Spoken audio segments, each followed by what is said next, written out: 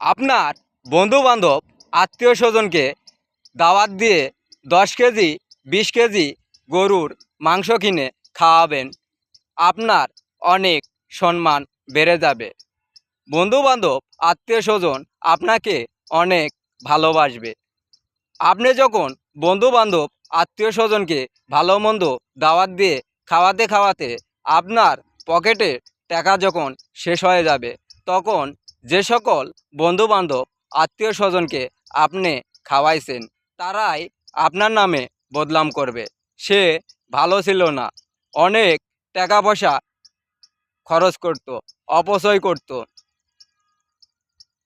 সে বেহিসাবি খরচ করত। তাই বন্ধু বান্ধব আত্মীয় স্বজনকে দাওয়াত দিয়ে ভালো মন্দ না খাওয়ায়ে আপনি নিজের জন্য কিছু টাকা সঞ্চয় করুন, ভবিষ্যতে আপনার কাজে লাগবে।